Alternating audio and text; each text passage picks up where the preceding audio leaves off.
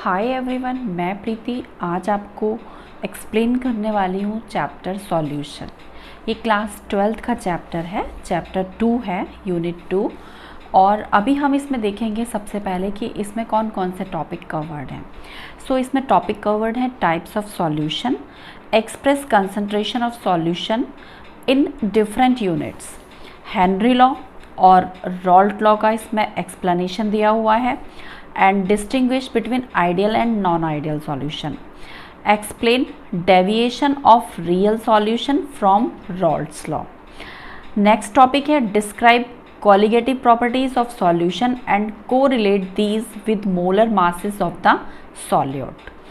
Next topic है और ये last topic भी है, explain abnormal colligative properties exhibited by some solute in solution. तो सबसे पहले हम देखेंगे कि बेसिकली व्हाट इज़ सॉल्यूशन। ठीक है, हमें चैप्टर सॉल्यूशन पढ़ा रहे हैं, बट इस चैप्टर में सॉल्यूशन बेसिकली किस चीज़ को कहा जा रहा है।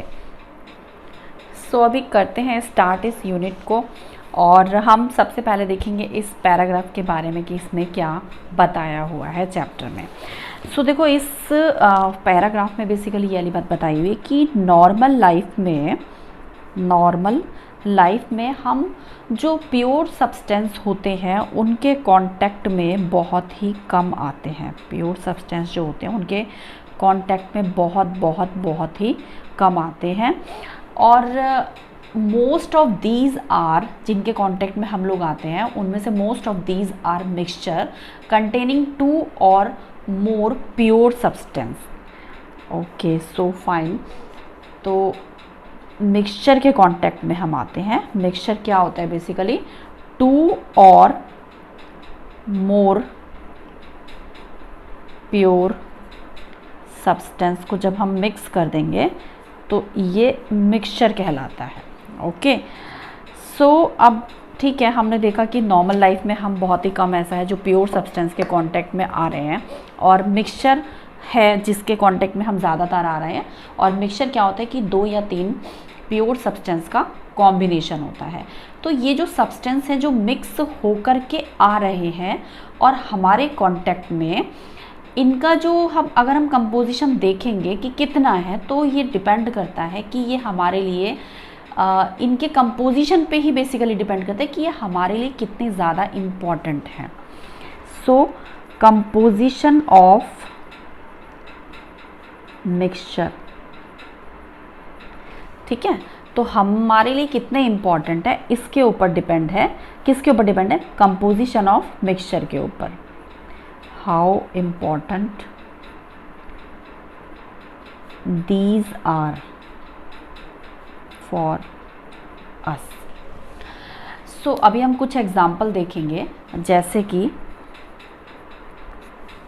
एग्जाम्पल अगर हम देखें तो ब्रास के बारे में अगर हम बात करेंगे, ब्रास और जर्मन सिल्वर की अगर हम बात करें, जर्मन सिल्वर। इसके अलावा हम एक ब्रॉन्ज का भी एग्जाम्पल ले सकते हैं, ब्रॉन्ज। तो देखो ये हमारे पास 3 एग्जाम्पल हैं। ब्रास जो है वो कॉपर और ज़ेडन के कॉम्बिनेशन से बना है। जर्मन सिल्वर कॉपर, ज़ेडन और निकिल के कॉम्बिनेशन से बना है। और ब्रॉन्ज कॉपर और टिन के कॉम्बिनेशन से बना है। तो देखो सभी ये जो हम यूज़ कर रहे हैं, ब्रास बेसिकली मूर्तियाँ बनाने में यूज़ होता है, या ये जो इनके कॉइन्स भी बनाए जाते हैं, तो इनका जो यूज़ है हम वो किस तरह से कर रहे हैं वो डिपेंड करता है कि इनके अंदर जो मिक्सचर है, और मिक्सचर में भी क्या क्या चीज़ कितने रेशियो में है उसके ऊपर डिपेंड करता है कि ये हमारे लिए कितने इम्पॉर्टेंट हैं। इसी तरीके से अगर हम बात करें, ये एक एग्जांपल है, अगर हम बात करें कि वाटर में 1 ppm फ्लोराइड आयन अगर मिले हों, वाटर में 1 ppm फ्लोराइड आयन अगर मिक्स हो, तो ये टूथ डिके को प्रिवेंट करता है, प्रिवेंट टूथ डीके। ये जो मैं अभी लिख रही हूँ यहाँ पे, ये आप लोग मेरे साथ नोट कर सकते हैं because this is the very important part. ये बेसिकली क्रीम है जो आपके चैप्टर से निकला हुआ पार्ट है। सो अगर हम वाटर में 1 ppm फ्लोराइड आयन मिक्स कर देंगे तो ये टूथ डिके को प्रिवेंट करेगा। लेकिन अगर हम 1.5 ppm फ्लोराइड आयन को वाटर में मिक्स करेंगे तो ये टीथ में जैसे दाग धब्बे लगे हुए होते हैं ना, उनको मॉल्टेड स्टेज में ले आएगा। मतलब दांतों में अजीब से धब्बे आ जाएंगे और स्पॉट से दिखाई देने लगेंगे। सो अगर वाटर में 1.5 ppm फ्लोराइड आयन मिक्स हो जाएंगे तो ये मॉल्टेड स्टेज में टीथ को ले आएगा। ठीक है, ओके, सो फाइन। तो अगर इन केस यहीं पर अगर पानी में हम देखें कि थोड़ा सा फ्लोराइड की कॉन्सेंट्रेशन को और ज़्यादा ले लें, मीन्स 1.5 ppm से थोड़ा सा हम ज़्यादा ले लेंगे तो ये पॉइजनस हो जाएगा। वाटर में more then 1.5 ppm fluoride ion, तो ये पॉइजनस इफ़ेक्ट शो करने लगेगा। ठीक है, सो अभी क्या है कि यहाँ पे हमने अभी देखा कि हमने अलग अलग टाइप, देखो चीज़ें हमारे पास वाटर ही है और फ्लोराइड आयन ही है, बट हर बार हमारे पास जो मिक्सचर है उसमें इनका परसेंटेज फ्लोराइड आयन का बढ़ रहा है।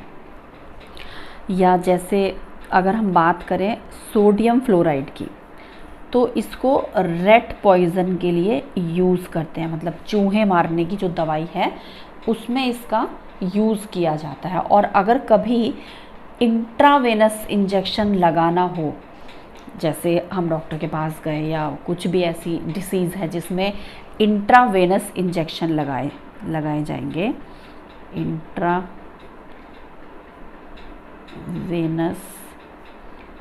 इंजेक्शन अगर लगाए जाएंगे तो उसमें पता है क्या होता है, डायरेक्ट नहीं लगाते इंजेक्शन, उसको पहले एक पर्टिकुलर रेशियो में पानी में डिज़ोल्व करते हैं।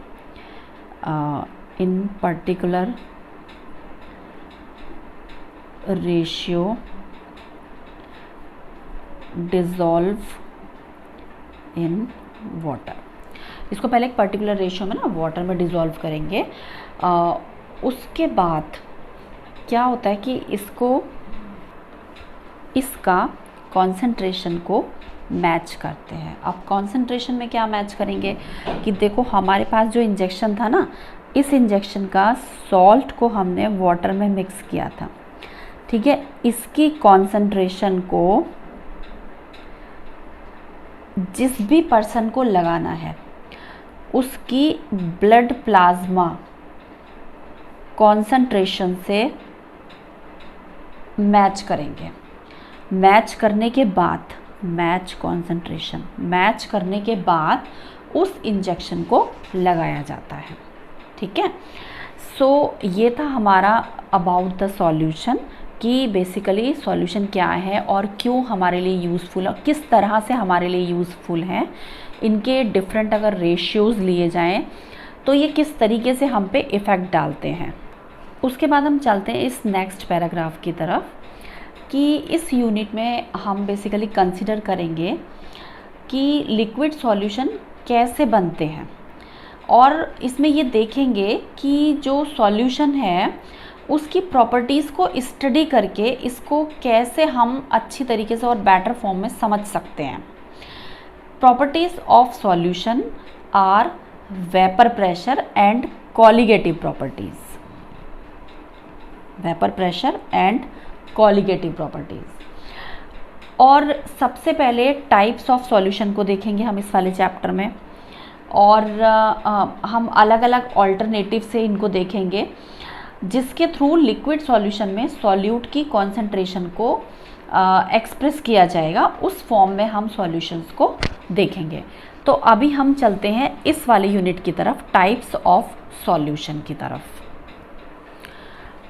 तो टाइप्स ऑफ सॉल्यूशन में क्या है ना कि जो सॉल्यूशन है basically solutions are homogeneous mixture, homogeneous mixture. अब कितने के, ये होमोजीनियस मिक्सचर कितने का होता है, वो 2 या मोर कंपोनेंट का होता है, मतलब 2 या 2 से ज़्यादा उसमें कंपोनेंट मिक्स होते हैं, कंपोनेंट का होता है, ठीक है। अभी जो होमोजीनियस मिक्सचर है, इसका मतलब है कि इसका कंपोजिशन और प्रॉपर्टीज़ पूरे मिक्सचर में एक समान होनी चाहिए, यानी कि यूनिफॉर्म होनी चाहिए। होमोजीनियस से मतलब है कि पूरे जो सॉल्यूशन है, पूरा जो सॉल्यूशन है उसमें जो इसकी प्रॉपर्टीज़ हैं वो एक जैसी होनी चाहिए, यानी कि यूनिफॉर्म होनी चाहिए, प्रॉपर्टीज़ इसकी यूनिफॉर्म होनी चाहिए। ओके, सो अभी क्या है कि लार्ज क्वांटिटी में जो भी चीज़ होती है, आपने देखो जब आप सॉल्यूशन बनाओगे तो सॉल्वेंट और सॉल्यूट को आपस में मिक्स करोगे तो आप सॉल्यूशन का फॉर्मेशन करोगे, है ना। तो सॉल्वेंट जो होता है ना वो लार्ज क्वांटिटी में होता है, लार्ज क्वांटिटी में होता है, और जो सॉल्यूट होता है वो थोड़ी इन कंपैरिजन टू सॉल्वेंट वो थोड़ी सी लेस क्वांटिटी में होता है ना। तो लार्ज क्वांटिटी में जो चीज़ होती है उसे सॉल्वेंट कहते हैं, और सॉल्वेंट के अलावा जो अदर कंपोनेंट होता है उसको सॉल्यूट कहते हैं। यह है अदर कंपोनेंट, ठीक है। सो अभी क्या है कि यहाँ पे इस वाले चैप्टर में, आपके इस वाले चैप्टर में हम बाइनरी सॉल्यूशन को देखेंगे। किसको देखेंगे हम बाइनरी सॉल्यूशन की स्टडी करेंगे। बाइनरी सॉल्यूशन का मतलब होता है कि जिसमें 2 कंपोनेंट होते हैं, 2 कंपोनेंट मिक्स होते हैं। अब ये 2 कंपोनेंट में एक तो होता है सॉल्वेंट और दूसरा होता है सॉल्यूट। क्योंकि देखो जैसे अगर सपोज़ आप अपने लिए शरबत बना रहे हो, तो सपोज़ जैसे वाटर है, वाटर में आपने शुगर ऐड की, यहाँ पे ये वाटर है, वाटर में आपने शुगर ऐड की, इसमें आपने साथ में सॉल्ट भी ऐड कर लिया, नमक, साथ में आपने लेमन वाटर भी ऐड कर लिया, लेमन वाटर भी आपने इसमें ऐड कर लिया। तो देखो यहाँ पे क्या है ना कि ठीक है, water is in large quantity, आपने 1 ग्लास ऑफ वाटर लिया है और शुगर NaCl और लेमन वाटर इसमें थोड़े से कम डाले हैं, तो इनकी ठीक है लेस क्वांटिटी है। दीज ऑल आर सॉल्यूट, लेकिन ये ना बाइनरी सॉल्यूशन नहीं हुआ, क्योंकि यहाँ पे 1 2 3 4 यहाँ पे 4 कंपोनेंट आप यूज़ कर रहे हो, तो ये बाइनरी सॉल्यूशन नहीं हुआ। लेकिन अगर सपोज़ आप सिर्फ वाटर लेते, जैसे आप मान लो लेमन वाटर लेने लगे, लेमन वाटर में मान लो आपने क्या करा है, यहाँ पे ये एक बीकर है, एक कंटेनर है, उसमें आपने वाटर लिया और साथ में यहाँ पे लेमन ड्रॉप डाली, तो ये वाला जो आपके पास सॉल्यूशन आ रहा है ये बाइनरी सॉल्यूशन होगा, क्योंकि इसमें 2 कंपोनेंट मिक्स है, बाइनरी सॉल्यूशन, ठीक है। Okay, so it is not binary solution, ठीक है। अब देखो वो जो बाइनरी सॉल्यूशन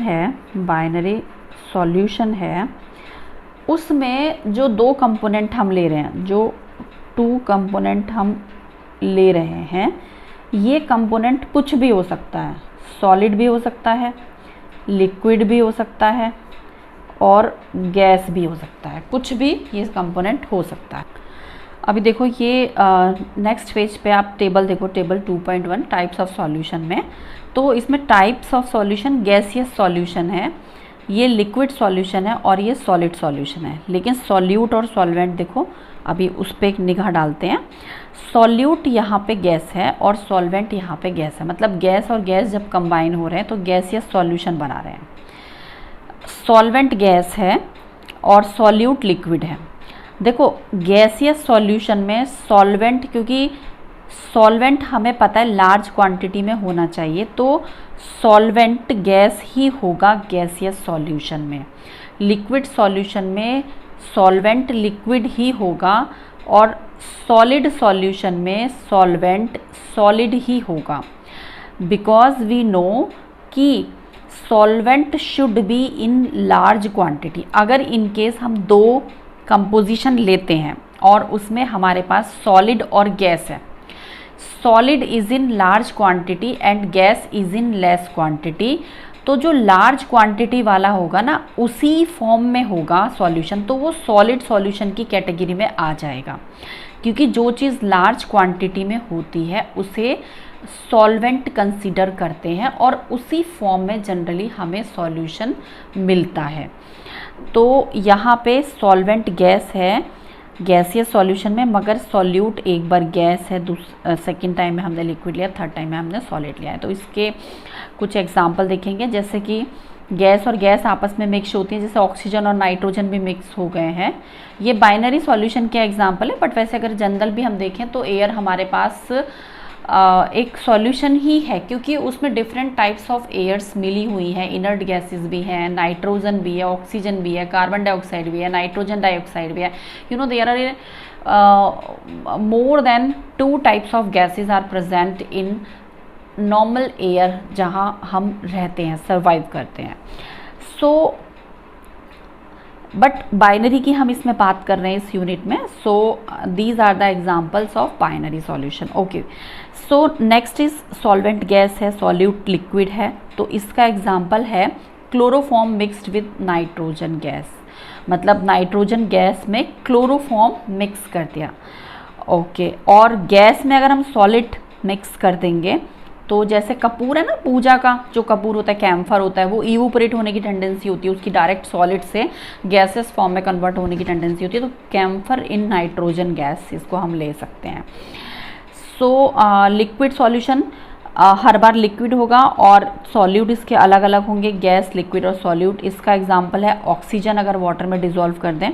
ओके, देखो एक्वेटिक एनिमल्स के लिए बहुत ज़रूरी है, वाटर में ऑक्सीजन डिसॉल्व होती है, तभी एक्वेटिक एनिमल्स जैसे फिश वगैरह है वो पानी में रह पाते हैं और वो वहाँ पे सांस ले पाते हैं। अच्छा, लिक्विड को लिक्विड में मिक्स करेंगे तो जैसे हम वाटर में लेमन को भी मिक्स करते हैं, या फिर वाटर में इथेनॉल यानी अल्कोहल को भी मिक्स कर देते हैं। लिक्विड में सॉलिड को मिक्स करने का एग्जांपल है, जैसे पानी में चीनी मिक्स कर दो, ग्लूकॉन डी मिक्स कर दो, पानी में ग्लूकोज मिक्स कर दो, ओके, पानी में नमक मिक्स कर दो। सॉलिड सॉल्यूशन का एग्जांपल है, हर बार सॉल्वेंट तो सॉलिड ही होगा but solute will be different. So अगर सॉलिड में गैस मिक्स हो रही है तो जैसे कि इसका एग्जांपल ये भी है ना कि अगर जो आपका पूजा का तांबे का लोटा होता है उसको ऊपर जो ऑक्सीडाइज हो जाती है लेयर उसकी, that is also in this example. और solution of hydrogen in palladium हो गया, या अगर सॉलिड सॉल्वेंट है और सॉल्यूट लिक्विड है तो amalgam of mercury with sodium इसका एग्जांपल है। सॉल्वेंट अगर सॉलिड है और सॉल्यूट अगर सॉलिड है तो कॉपर, जब हम सोने के सामान बनाते हैं, जैसे गोल्ड की अगर रिंग वगैरह भी बनानी है तो इसके अंदर थोड़ी गोल्ड में इम्प्योरिटीज़ मिलाते हैं, तभी कहते हैं 18 कैरेट का गोल्ड है, 22 कैरेट का गोल्ड है, या 20 कैरेट का गोल्ड है, या 24 कैरेट का गोल्ड सबसे अच्छा माना जाता है। इसका मतलब उसमें इम्प्योरिटीज़ बहुत ही कम होती है। अब हमारा जो नेक्स्ट यूनिट है that is expressing concentration of solution. तो देखो, एक्सप्रेसिंग कंसंट्रेशन ऑफ सॉल्यूशन में बेसिकली क्या है कि सॉल्यूशन की कंसंट्रेशन को हम कुछ मेथड के थ्रू डिस्क्राइब कर सकते हैं।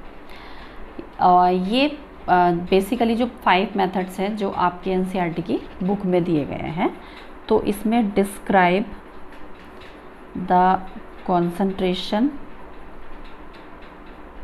ऑफ सॉल्यूशन, तो ये 5 टाइप्स के मेथड हैं इसमें। ये 5 टाइप्स के मेथड हैं। फर्स्ट है मास परसेंटेज यानी W/W। सेकंड है वॉल्यूम परसेंटेज यानी V/V। थर्ड है मास बाय वॉल्यूम परसेंटेज यानी कि W/V। फोर्थ है पार्ट्स पर मिलियन, और फिफ्थ है मोल फ्रैक्शन। तो ये 5 हमारे पास हैं और इनके सबके हमें फॉर्मूले दिए हुए हैं एनसीईआरटी की बुक में, उसके अकॉर्डिंग हम इनको कैलकुलेट कर सकते हैं। तो देखो हम सबसे पहले वाले टॉपिक के बारे में बात करते हैं, मास परसेंटेज यानी कि W/W। तो ये जो मास परसेंटेज है ये इक्वल होगा mass of the component in the solution upon total mass of the solution. देखो मास ऑफ कंपोनेंट बेसिकली जो सॉल्यूट मिलाया है उसका होता है, जैसे कि वाटर में आपने शुगर पार्टिकल मिक्स कर दिया, लेकिन जो टोटल मास है ना उसमें सॉल्वेंट और सॉल्यूट दोनों का होता है, इनटू 100। ये इसका फॉर्मूला है। अब देखो अगर मान लो आपको ये बोला गया है कि अगर मान लो किसी सॉल्यूशन को ऐसे करके डिस्क्राइब किया गया है कि 10% ग्लूकोज इन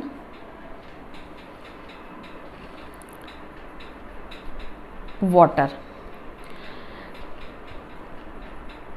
बाय मास, ठीक है, ये वाली बात बोला गया है। तो इसका मतलब है, इसका मीन्स है कि जो 10 ग्राम ग्लूकोज है वो मिक्स है 90 ग्राम वाटर में, क्योंकि देखो टोटल जो सॉल्यूट और सॉल्वेंट मिला के तो हमारे पास 100 ही होगा ना, 100 ग्राम होगा।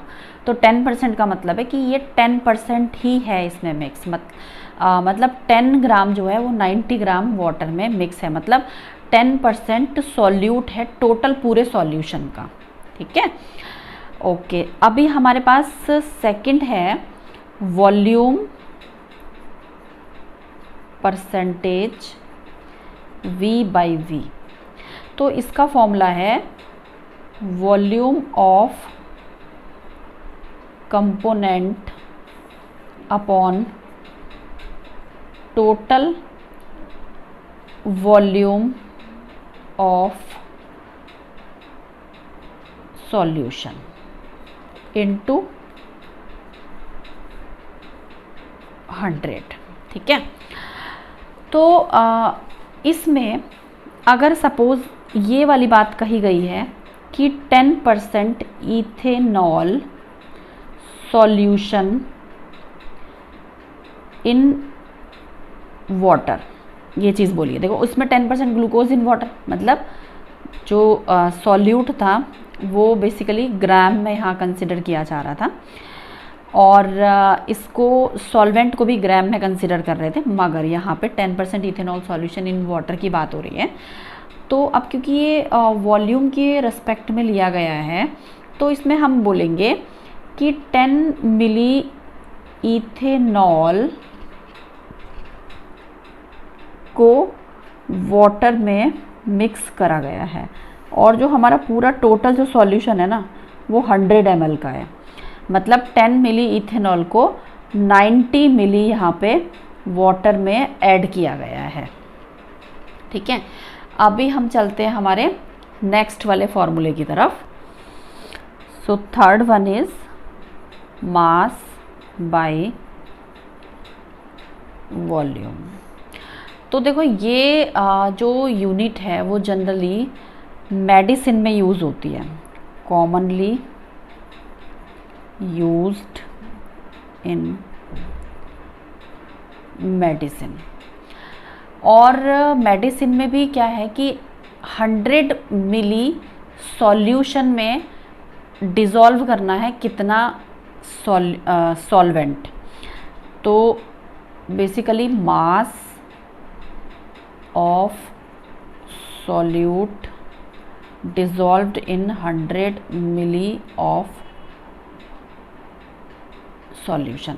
देखो आपने कई बार देखा होगा ना, बच्चों को, छोटे बच्चों को दवाइयाँ दी जाती हैं तो उसमें क्या करते हैं कि दवाई की बोतल में साथ में एक सिरप आता है, मतलब सॉरी वाटर आता है एक अलग से ट्यूब में, और उसमें जो कंपोजिशन जो सॉल्ट का है उसके उस कंपोजिशन के अकॉर्डिंग ही उसमें यहाँ पे डिस्टिल्ड वाटर दिया हुआ होता है, और उसमें बोला होता है कि जहाँ तक ये सिंबल है इस शीशी में उसके वहीं तक इसको वाटर को इसमें ऐड करना है, और वो मिक्स करके फिर जब हम उसको मिक्स कर देते हैं तो वो विद इन वीक उसको कंज्यूम करना होता है। अगर इन केस वो बच जाती है किसी भी रीज़न से तो आफ्टर 1 वीक उसको फेंकना होता है, वो नहीं यूज़ करते हैं।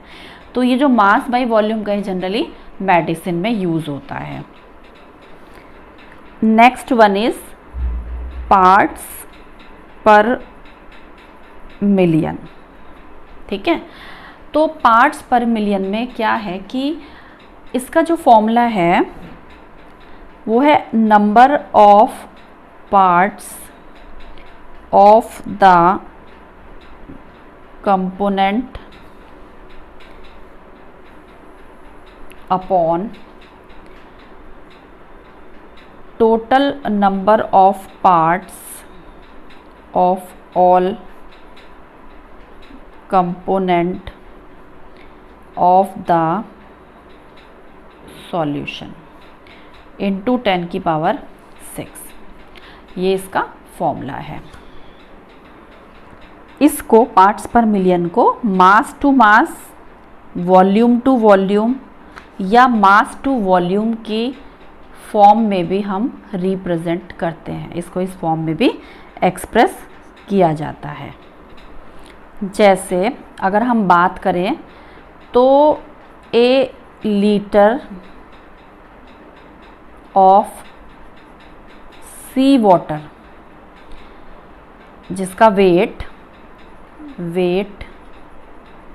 इसका जो वेट है वो है 1030 ग्राम, इसमें 6 × 10 की पावर -3 ग्राम ऑक्सीजन डिज़ोल्व होती है। और अगर हम बात करें पॉल्यूटेंट इन वाटर या एटमॉस्फेयर को भी हम ppm की फॉर्म में ही रिप्रेजेंट करते हैं, या म्यूग्राम पर मिलीलीटर की फॉर्म में रिप्रेजेंट करते हैं। And next one is 5th is mole fraction. देखो ये बहुत ज़्यादा यूज़ होने वाली है टर्म इसमें, मोल फ्रैक्शन की। तो मोल fraction of any component, mole fraction of A component, वो कंपोनेंट कुछ भी हो सकता है, सॉल्यूट हो सकता है या सॉलिड हो सकता है, मतलब सॉल्वेंट हो सकता है, is equals to number of moles of the component upon total number of moles of all the components। ठीक है, तो जैसे इसका एग्जांपल अगर हम लेंगे कि मान लो हमारे पास बाइनरी मिक्सचर है। अब देखो मिक्सचर में एक सॉल्यूट होता है और एक सॉल्वेंट होता है, सॉल्यूट प्लस सॉल्वेंट होता है। ठीक है, अब मान लीजिए हमारे पास यहाँ पर हम सॉल्यूट को A से और सॉल्वेंट को B से रिप्रेजेंट कर रहे हैं। तो अगर हम बात करें इनके नंबर ऑफ मोल्स की, तो सॉल्यूट के नंबर ऑफ मोल्स Na और सॉल्वेंट के नंबर ऑफ मोल्स Nb हमने ले लिए हैं। तो देखो हमारे पास अगर हमें टोटल इनके मोल निकालने, मतलब पूरे सॉल्यूशन के मोल तो हम सॉल्यूट और सॉल्वेंट को ही मिक्स करके निकालेंगे ना। तो अगर हमें मोल फ्रैक्शन निकालना है, मोल फ्रैक्शन ऑफ ए, यानी कि सॉल्यूट का निकालना है। तो हम मोल फ्रैक्शन को x से रिप्रेजेंट करते हैं, X A is equals to N A upon N A plus N B. तो हमारे पास mole fraction of A solute हो सकता है, सॉल्वेंट भी हो सकता है, कुछ भी हो सकता है, हमने फिलहाल सॉल्यूट को एज्यूम किया है। तो X A is equals to N A upon N A plus N B. ये जो एन ए और एन बी है ना, ये एन ए और एन बी ये सॉल्यूट और सॉल्वेंट दोनों के हैं। तो मतलब टोटल सॉल्यूशन के जो मोल है, मोल ऑफ सॉल्यूशन है N A plus N B, ठीक है। और अगर इन केस हमको इसके एन बी के निकालने हैं, तो an mole fraction of B X B is equals to N B upon N A plus N B. तो ये तो खैर mole of solution is equals to N A plus N B ही होगा। और अगर हमारे पास कोई भी सॉल्यूशन ऐसा है जिसमें हमारे पास वाटर में more than one component mix है, more than one component mix है, ये मोर देन वन कंपोनेंट में क्या हो सकता है, हमारे पास ये सॉल्ट हो सकता है, हमारे पास ये शुगर हो सकता है, ये हमारे पास लेमन वाटर हो सकता है, ये हमारे पास सुक्रोज हो सकता है, एनीथिंग, बहुत सारी चीज़ें, और लेमन वाटर है, एसिटिक एसिड है, एल्कोहल है, मतलब मोर देन वन चीज़ अगर हमारे पास है, तो हमें जो सॉल्यूशन है उसमें इन सभी का हम मोल ऐड कर लेंगे तो हमारे पास टोटल सॉल्यूशन आ जाएगा। बट ठीक है, इस चैप्टर में आपको इसकी रिक्वायरमेंट नहीं है क्योंकि बाइनरी सॉल्यूशन की बात हो रही है। बट फॉर योर नॉलेज आप सभी जितने भी कंपोनेंट दिए हुए हैं, कंपोनेंट 1 2 3 4 5, इन सब के मोल्स को आप मिक्स ऐड कर देंगे, मतलब N1 plus N2 plus N3 plus N4 plus N5। तो ये क्या होगा, ये आपके पास 1 2 3 4, ओके मैंने 5 ओके वाटर भी तो है, सो इन सबको ऐड कर देंगे तो ये आपके पास सॉल्यूशन के यहाँ पे आ जाएंगे मोल ऑफ सॉल्यूशन।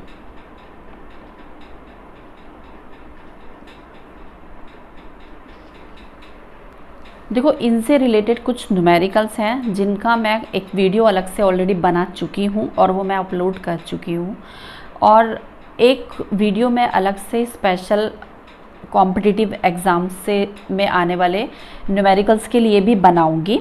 बट इस वाली वीडियो में मैं थ्योरी कवर करने जा रही हूँ, तो मैं थ्योरी को ही एक्सप्लेन करूँगी। सो अगर आपको न्यूमेरिकल्स देखने हैं तो आप दूसरे वीडियो को देख सकते हैं। उसके बाद हम आते हैं मोलैलिटी के ऊपर। तो मोलैलिटी होता है, सॉरी मोलैरिटी की बात करेंगे अभी हम। मोलैरिटी ये आर है, आर। तो मोलैरिटी की अभी हम बात करेंगे। तो molarity is equals two moles of solute upon volume of solution in litre.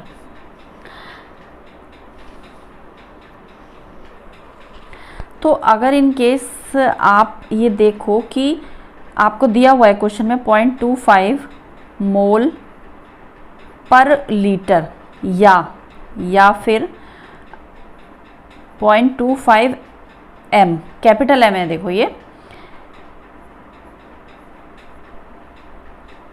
0.25 M solution of NaOH।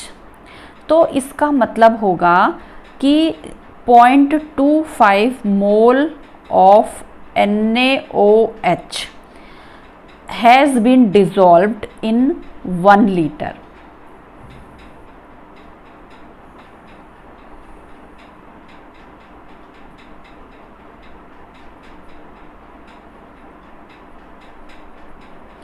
ठीक है, ये 1 लीटर ऑफ वाटर में डिसॉल्व है। 0.25 mole of NaOH are dissolved in 1 litre of water. अभी हम नेक्स्ट पे चलते हैं, मोलेलिटी की तरफ चलेंगे हम। तो देखो वो था मोलेरिटी और ये है मोलेलिटी, एल का फ़र्क है। तो ये बेसिकली जो किलोग्राम में अमाउंट होती है उसके लिए यूज़ किया जाता है, ग्राम में, किलोग्राम में, मास के रेस्पेक्ट में। और जो मोलेरिटी होती है वो लीटर के रेस्पेक्ट में ली जाती है, ठीक है, मोल पर लीटर। तो अभी मोलेलिटी का फॉर्मूला देखते हैं। मोलेलिटी को हम स्मॉल m से रिप्रेजेंट करते हैं और मोलेरिटी को हम कैपिटल M से रिप्रेजेंट करते हैं। तो molality is equals two moles of solute upon mass of solvent in kilogram होगा। इसका अगर हम एग्जाम्पल लें तो जैसे 1 मोल पर किलोग्राम, या फिर इसको आपको ऐसे भी दिख सकता है 1 मोलेलिटी सॉल्यूशन ऑफ KCl, आपको ऐसे करके लिखा हुआ मिलेगा। तो इसका मतलब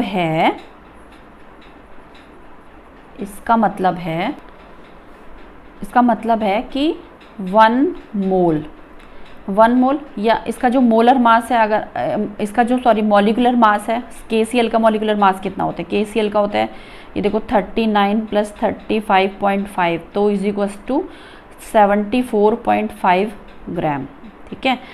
तो मतलब 74.5 ग्राम या 1 मोल। यहाँ पे ये डिज़ोल्व है, यहाँ पर हमारे पास 1 किलोग्राम ऑफ वाटर है, is dissolved in 1 kilogram of water. Okay, अभी हमारा देखो नेक्स्ट टॉपिक आ रहा है सॉल्युबिलिटी हमारा नेक्स्ट टॉपिक आ रहा है। 2.3 है ये नंबर इसका। और तो देखो, अगर आप लोगों ने वीडियो को सब्सक्राइब नहीं किया है, चैनल को सब्सक्राइब नहीं किया है, तो चैनल को सब्सक्राइब कर दीजिए और वीडियो को लाइक कर दीजिए, क्योंकि चैनल अभी नया है तो आपके सपोर्ट की बहुत ज़रूरत है। आपका एक लाइक या आपका सब्सक्राइब मुझे मोटिवेट करेगा इन वीडियोस को बनाने में। और अगर आपकी कोई क्वेरी है या कोई कमेंट है तो आप उसे कमेंट बॉक्स में भी लिख सकते हैं। सो अभी हम चलते हैं सॉल्युबिलिटी की तरफ। Solubility of a substance is its maximum amount that can be dissolved in a specified amount of solvent as a specified temperature.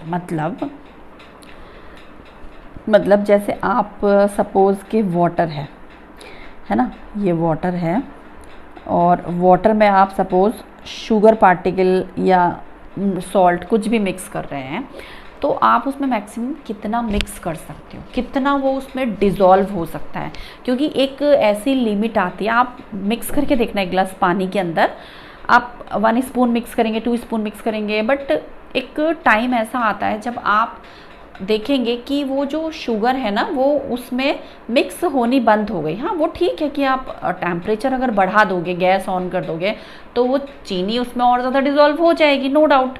मगर हम बात कर रहे हैं सेम टेम्परेचर पे, उसी टेम्परेचर पे, एट सेम टेम्परेचर, ठीक है। टेम्परेचर अभी फ़िलहाल इंक्रीज डिक्रीज नहीं कर रहे, तो उसी जो नॉर्मल रूम टेम्परेचर है उसी की हम बात कर रहे हैं कि वाटर में वो जो maximum amount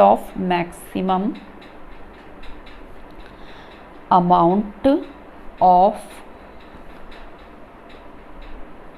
solute that can be dissolved. ये जो मैं लिख रही हूँ ये आपके नोट्स भी प्रिपेयर हो रहे हैं साथों साथ, आप इनको नोट डाउन कर सकते हैं मेरे साथ साथ एज ए नोट्स, आपके नोट्स भी प्रिपेयर होते जाएंगे।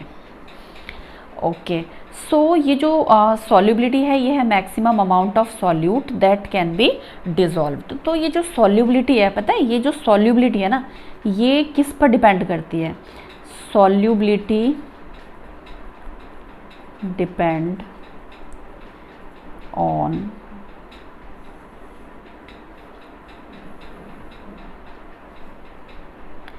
देखो, ये नेचर ऑफ सॉल्यूट पर डिपेंड करती है, ये नेचर ऑफ सॉल्वेंट पर डिपेंड करती है, ये टेम्परेचर पर डिपेंड करती है, ये प्रेशर पर भी डिपेंड करती है। अब हम बात करते हैं solubility of a solid in liquid की। इन 4 चीज़ों पर डिपेंड करती है। इनका डिस्कशन हम आगे भी करेंगे।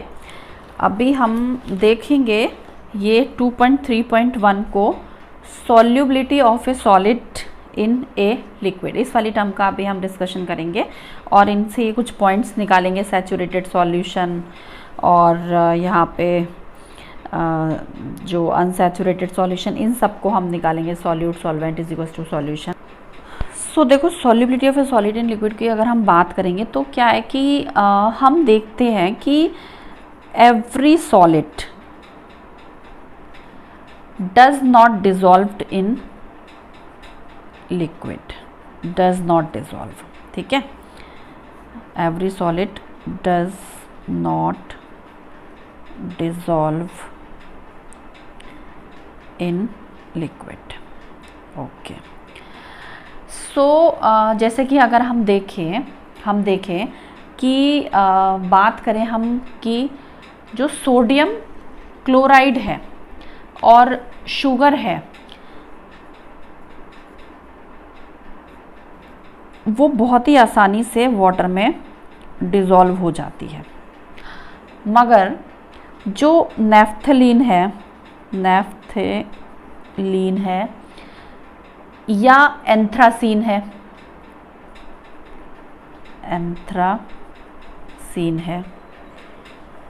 ये वाटर में अगर हम इसको डिज़ोल्व करेंगे तो ये नहीं होती, do not dissolve in water, मतलब ये नहीं होगी, मगर ये हमारे पास हो जाएगी, ठीक है। लेकिन अगर हम दूसरी तरफ अगर हम देखें यहाँ पे कि ये जो नेफ्थलीन है या ये जो एंथ्रासीन है,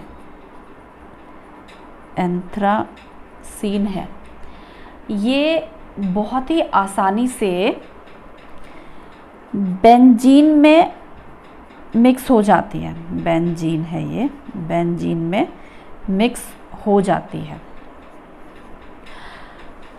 लेकिन जो सोडियम क्लोराइड है, यह शुगर पार्टिकल है, ये बेंजीन में मिक्स नहीं होती है, बेंजीन में ये मिक्स नहीं होती है, ये नहीं मिक्स होंगी बेंजीन में। अब इसका कारण क्या है?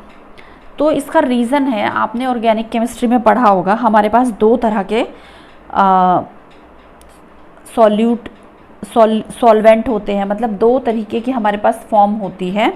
एक होता है हमारे पास पोलर कंपाउंड और दूसरा हमारे पास होता है नॉन पोलर कंपाउंड।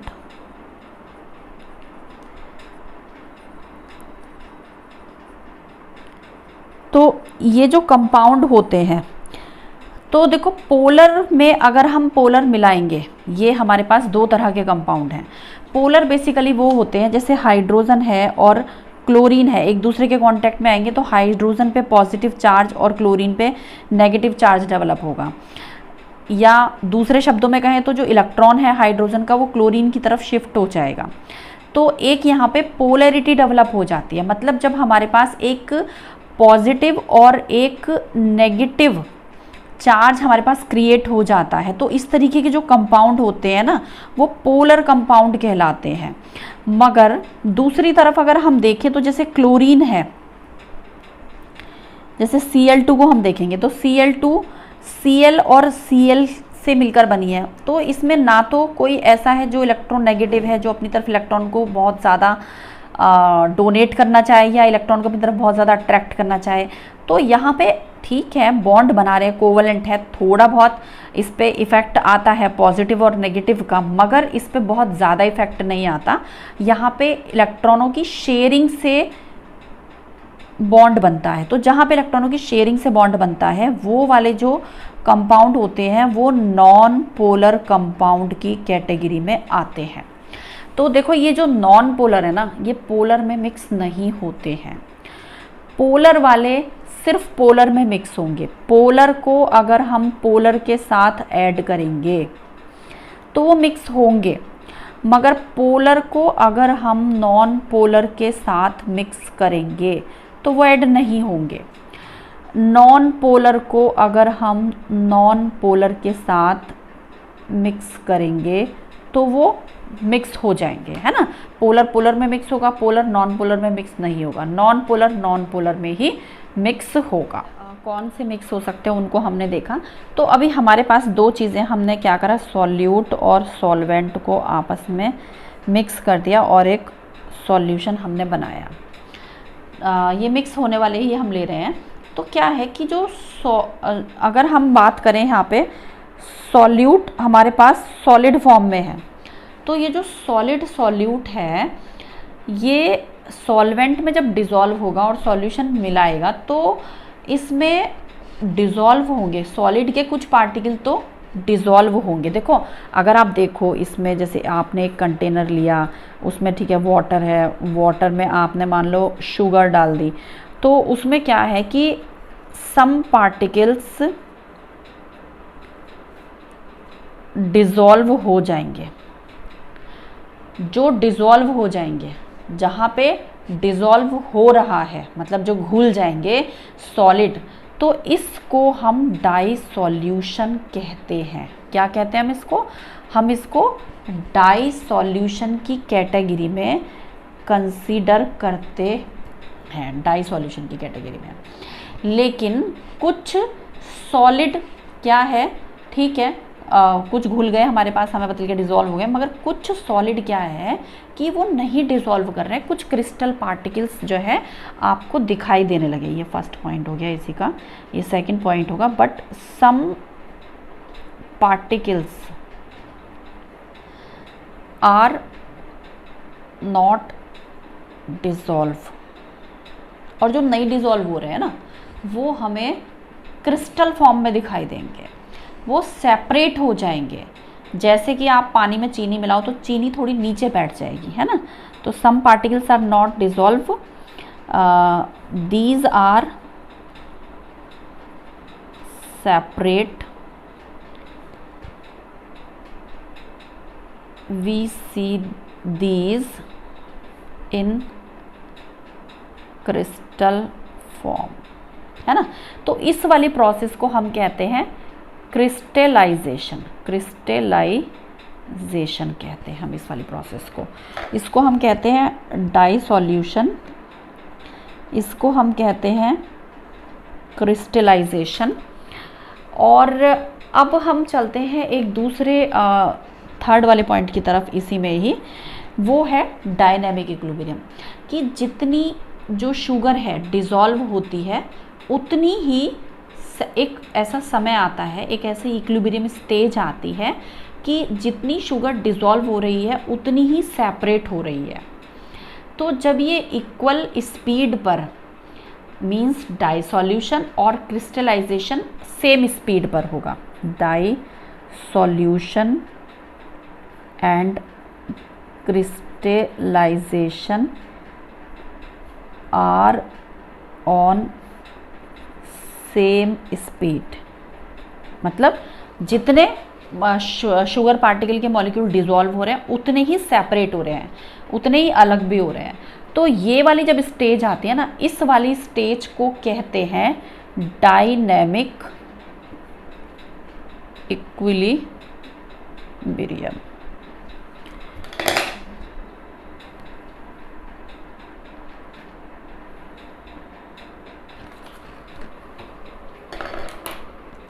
ओके, तो ये हुआ आपका डायनेमिक इक्विलिब्रियम। अब क्रिस्टलाइजेशन और डाइसोल्यूशन हमने देखा सेम स्पीड पर हुआ, तो हमें एक डायनेमिक इक्विलिब्रियम मिला। ठीक है, इस वाली स्टेज पर शुगर और डिज़ोल्व नहीं होती है और उतनी ही कॉन्सेंट्रेशन बनी रहेगी जितनी की थी, मतलब वो अब और डिज़ोल्व होनी बंद हो गई। और वो कब तक बनी रहेगी? जब तक टेम्परेचर या जो प्रेशर है उसको चेंज ना किया जाएगा। ये वाली जो स्टेज डायनेमिक इक्विलिब्रियम पे, यहाँ पे no more solute will dissolve till the temperature और प्रेशर विल नॉट चेंज। मतलब कि अगर जैसे चीनी है, एक गिलास पानी है, पानी में यहाँ पे चीनी घुलनी बंद हो गई तो क्या होगा? हमें यहाँ पे टेम्परेचर बढ़ाना पड़ेगा, हमें नीचे से हीट देनी पड़ेगी, गैस ऑन करनी पड़ेगी या ओवन में रखना पड़ेगा। जब हम वाटर का हीट बढ़ा देंगे ना तो हमारे पास क्या होगा? शुगर पार्टिकल और ज़्यादा डिज़ोल्व होने शुरू हो जाएंगे। ठीक है, सो देखो अब हम बात करेंगे फोर्थ पॉइंट, सैचुरेटेड सॉल्यूशन की। तो सैचुरेटेड सॉल्यूशन क्या है कि सैचुरेटेड सॉल्यूशन जब no more solution can be dissolve at that condition, sorry no more solute can be dissolve at that condition, मतलब no more solute can be dissolve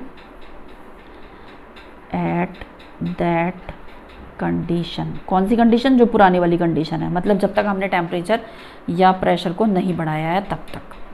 ये हमारे पास saturated जो अभी हमारे पास बना, मतलब पानी में अब हमारे पास चीनी और ज़्यादा डिज़ोल्व होनी, घुलनी बंद हो गई, उसको हम सैचुरेटेड सॉल्यूशन कहेंगे। अब हम बात करते हैं अनसैचुरेटेड सॉल्यूशन की। अनसैचुरेटेड सॉल्यूशन की ये टर्म आपको अच्छी तरीके से पता होनी चाहिए क्योंकि आगे काफ़ी यूज़ होने वाली है चैप्टर में। तो अनसैचुरेटेड सॉल्यूशन वहाँ है कि जहाँ पर बिना टेम्परेचर चेंज करे और हम सॉल्यूट को डिज़ोल्व कर सकते हैं, मतलब सॉल्यूशन और ज़्यादा बना सकते हैं, और ज़्यादा सॉल्यूट को हम सॉल्वेंट में डिज़ोल्व कर सकते हैं without change temperature. More solute can be dissolved to make solution।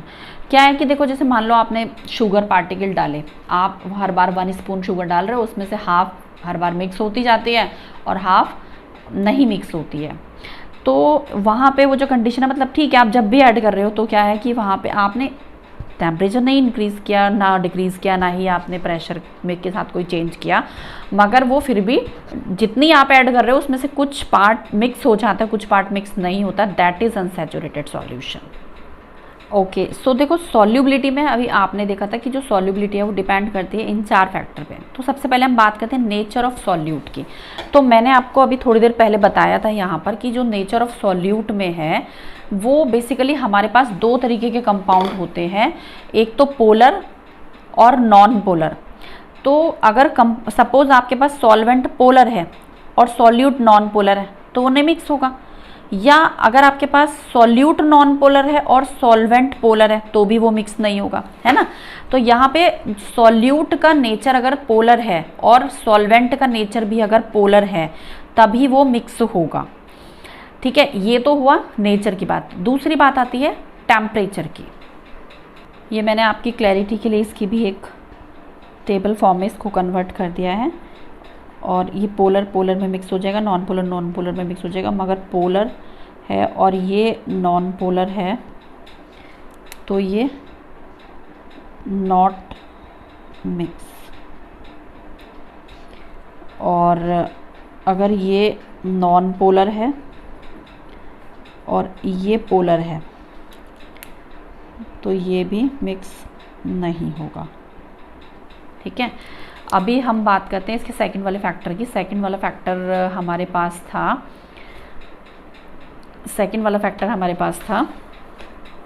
Temperature. तो टेम्परेचर में क्या है कि हमारे पास दो तरीके की प्रोसेस होती हैं। एक होती है एंडोथर्मिक। एंडोथर्मिक में हम बाहर से हीट देते हैं, जैसे कुकिंग, खाना बनाना एक एंडोथर्मिक रिएक्शन है, क्योंकि जब हम खाना बनाते तो हम हीट देंगे तब खाना बनेगा, दाल तभी बनेगी। अगर हमने कुकर के नीचे गैस ऑन नहीं की, हमने उसे हीट नहीं दी, सोलर कुकर यूज़ करो, माइक्रोवेव कुछ भी यूज़ करो, but you have to provide heat from outside. If you are not providing heat from outside then जो दाल है आपकी वो बनने वाली नहीं है, 1 से लाख तक नहीं बनने वाली है। तो एंडोथर्मिक रिएक्शन में बेसिकली क्या है कि जो हीट है वो 0 से ज़्यादा होनी चाहिए। दूसरी होती है एक्सोथर्मिक। एक्सोथर्मिक में क्या है कि आप जब रिएक्शन बना रहे हो, मान लो आपने कुछ भी बनाया, जैसे कि जो ये CaO है, अगर आप उसको वाटर में डिसॉल्व कर देते हो तो बहुत ज़्यादा उसमें हीट प्रोड्यूस होती है।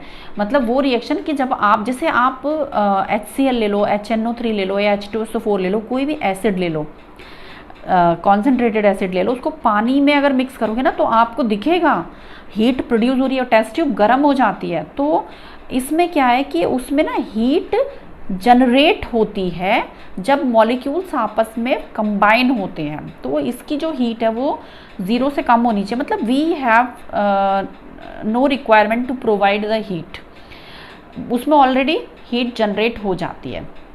दूसरा उसमें था एक जो नेचर था वो था कि प्रेशर का जो इफ़ेक्ट है वो भी था। तो देखो, प्रेशर का लिक्विड व सॉलिड पे इतना ज़्यादा इफ़ेक्ट नहीं आता है। अगर हम बात करें तो ये नोट करने वाली बात है कि pressure do not create more effect on liquid and solid. वो बेसिकली जब लिक्विड में गैस मिलाते हैं या गैस में गैस मिलाते हैं तब प्रेशर का ज़्यादा रोल होता है। ठीक है, अभी क्योंकि वीडियो बहुत लंबी हो जाती है तो इसलिए अभी इस वाली वीडियो में इतना ही देखेंगे। दूसरी वाली वीडियो में मैं आपको समझाने वाली हूँ हेनरी लॉ, और जिसका जो टॉपिक रहेगा solubility of A gas in a liquid, ये टॉपिक रहेगा। और solubility of A gas in a liquid मतलब हेनरी लॉ के बारे में मैं आपको दूसरी वाली वीडियो में, रॉल्स लॉ के बारे में मैं आपको एक्सप्लेन करने वाली हूँ, इनकी एप्लीकेशंस के बारे में एक्सप्लेन करने वाली हूँ, इनके डेरिवेशंस के बारे में मैं आपको एक्सप्लेन करने वाली हूँ। तो अगर आपको चैप्टर अच्छे से समझना और नोट्स भी चाहिए आपको तभी हैंड टू हैंड साथ साथ, तो आप दूसरी वीडियो को ज़रूर देखिए। और अगर आपने चैनल को सब्सक्राइब नहीं किया है तो चैनल को सब्सक्राइब कर लीजिए, वीडियो को लाइक कीजिए और अपने दोस्तों के साथ शेयर करना ना भूलें, क्योंकि आपको नोट्स भी मिल रहे हैं और आपको NCERT की बुक से हर चीज़ बहुत अच्छे से क्लैरिटी के साथ भी मिल रही है। आई होप आपको ये वीडियो पसंद आई होगी। आपका कोई भी फीडबैक है या कोई भी क्वेरी है तो उसे कमेंट बॉक्स में लिखना बिल्कुल ना भूलें। Thank you so much for watching this video.